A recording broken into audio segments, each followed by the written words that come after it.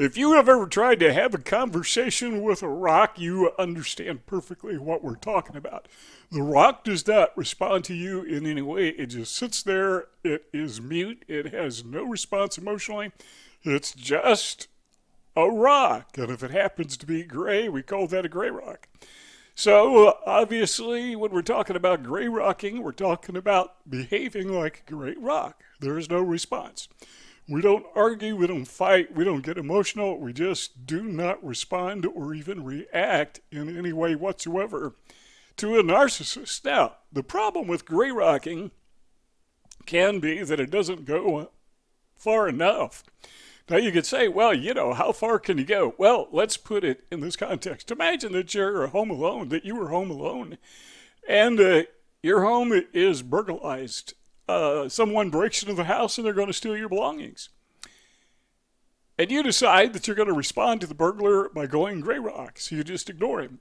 You don't say anything. You show no fear. You show no outrage. You show no emotions. You don't even look at him. As far as you're concerned, you're just a rock sitting on the sofa or sitting in front of your computer. That's not good, because the burglar can go ahead and just kind of take whatever he wants out of your house. He could take your jewelry, he could take your cash if he could find it, and he's got all the time in the world to find it because, hey, you're just sitting there. In fact, he could even take your iPhone, your cell phone, or your computer, your device while you're watching it. They just take it away from you. So there's something about gray rock that is beneficial, but there's something else about it that it doesn't go far enough. So I've come up with this term which is called roadblocking, and that is you not only go gray rock, but you take it a step further. You keep the burglar out of your house, so to speak. So this is something akin to building a boundary, building a fortress around your life to keep out the bad guys. All right, now let's stop and take this analogy of keeping burglars out of your house to keeping narcissists out of your life, and we see basically the same principles apply. And I came up with 5 ways to keep bad guys out of your house or out of your life. Now, there's probably more than 5, so if you can think of some more than I thought of, you might want to add those in the comments section so other people can see what is on your mind as well. But number 1, here's something that a lot of people do, is they just simply set signs outside their house. And one sign may warn potential burglars that your home is video protected. So if a person can read and is cognitive, they've got their wits about them, they're going to see that sign, they're going to know that they will be video recorded if they break into your house. And if you've got video inside your house, it's all that much worse for the burglar.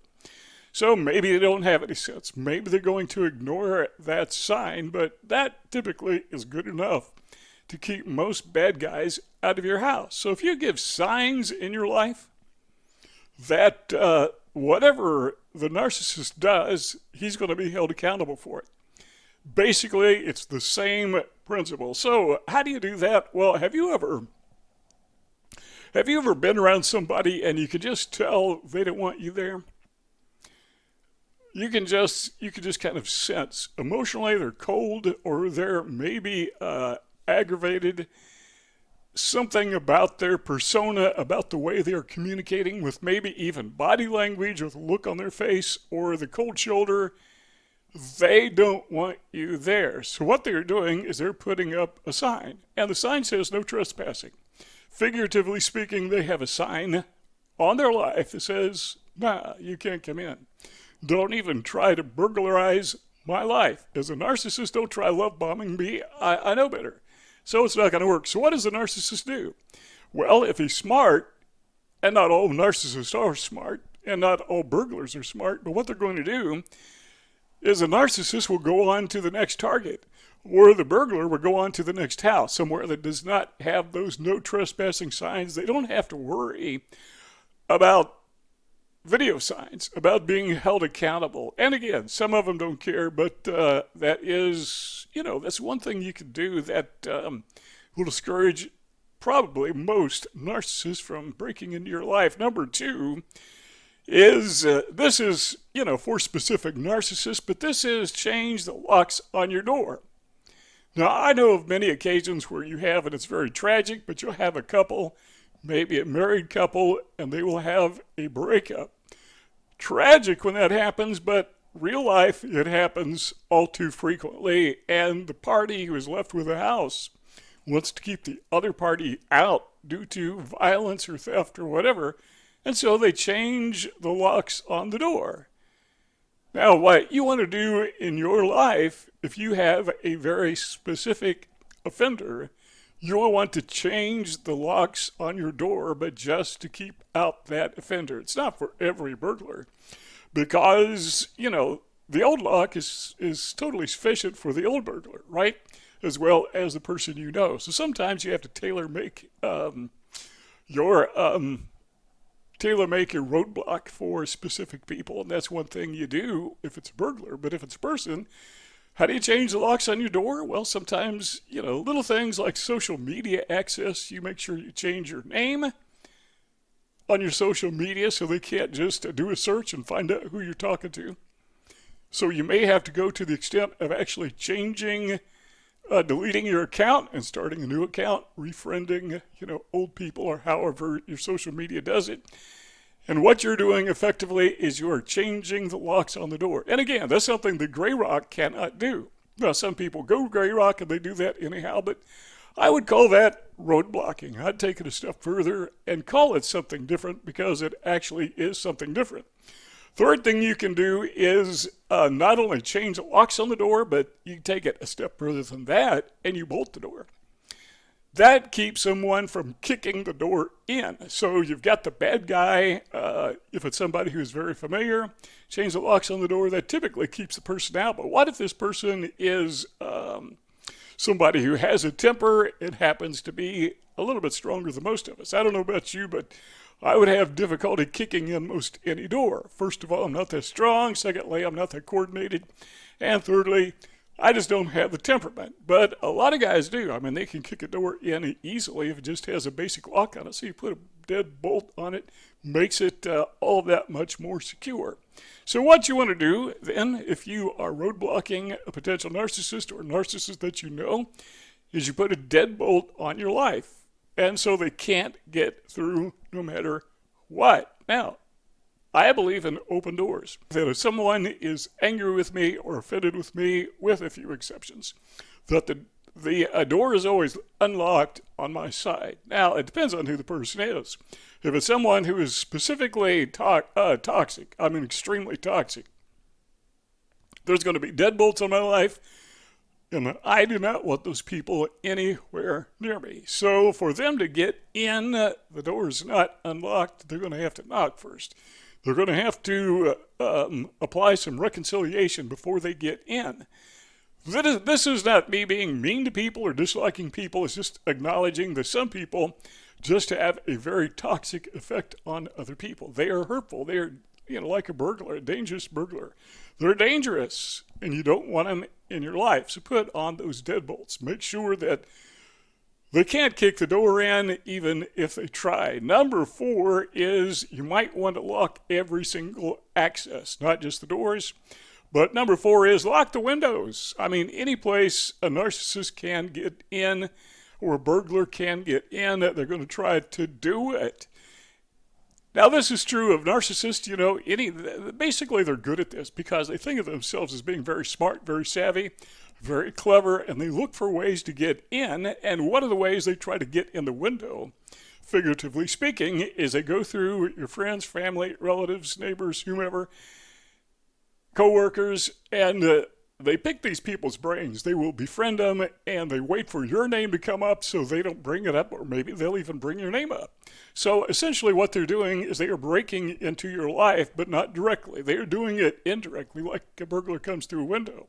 So what you need to do, and this is a little bit more difficult, maybe even extremely more difficult, is you got to make sure that all of those other access points, like your friends, your relatives, they understand that they are not to talk to this person about you, and this person is potentially dangerous. Now, this doesn't stop the narcissist from doing what he's going to do, but many times it does, even though, sometimes your friends, your family, people that you know, co-workers, they're not going to cooperate with you. They're going to cooperate with a narcissist. Unfortunately, that's reality. So I can't think of any home on the planet that is totally secure from a burglar. If they want in bad enough, chances are they're going to get in somehow, some way. But still, you can make those adjustments to your life, making it much more difficult and making yourself much more secure. Now, a few years ago, just to drive home this point, a few years ago, I had a raccoon in my attic. And I know how raccoons get in my attic. Seems like every year they do the same thing. So we have this like a little outside closet that you open up and put in gardening tools and close the door. And raccoons get in that closet. And from it, they find access to the attic. So I got to keep those doors secure.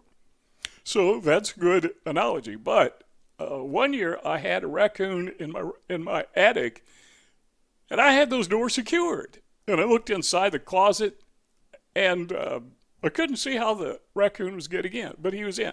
So I walked around the house, and I looked for entry points. I mean, how many entry points are there? I have no idea. I couldn't find any, but still, I knew the raccoon was up there because I could hear him, or I could go up in the attic, and I could see, him up there. So or she, it was, that time of year, spring, it's usually a female raccoon looking to have her litter. So that was bothersome, but whatever. I had some difficulty with my roof, and I called a plumber because I knew some of the tile was blowing off the center of the roof. And while he was up there, he said, "Hey, I need to show you something." So I climbed up the ladder and had a look. And what had happened is the raccoon had ripped off part of the roof around a chimney, around a vent, I should say. I had no idea. I mean, this was where I could not even see it. So the point we're making here is, in this case, the raccoon was kind of the burglar. It was stealing my space. It was letting heat out of my house. And I had no idea how it was getting in. So the narcissist will be like the raccoon burglar, and he or she will find a way to get in, and you may not even know they're in your house until someone else points it out to you. Okay, number 5 is this. Hide your belongings. Assume that still a narcissist is going to find a way to get into your house, so to speak. So if a burglar gets in my house, they're going to have a hard time finding my stuff because I got it hid. Because even though I have my home secured with video cameras and with locks, everything that you could possibly think of, still, I know some people could get in if they want to. I mean, if somebody is just out of their mind crazy, because I don't have that much to steal. But some people, they don't steal because they're rational. They steal because they're thieves. Sometimes it's a challenge. Sometimes they're just out of their mind. They don't do it for any rational, logical reason. So they come on in. Fortunately, we've never had that happen. But if it does happen, what few valuables that I have, most of them are hid and secure. Now, some things like computers, how do you hide a computer where it can't be stolen? So that's a different case. But if you have things like, jewelry or cash, you need to get that stowed away.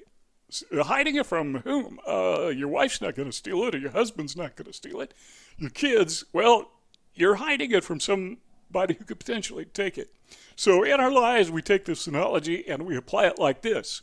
Assume that there are narcissists out there who are a little bit out of their mind, who are going to try to break into your life. And some of those things that are valuable, you got to always be guarded. Even though you may have never had a narcissist enter your life.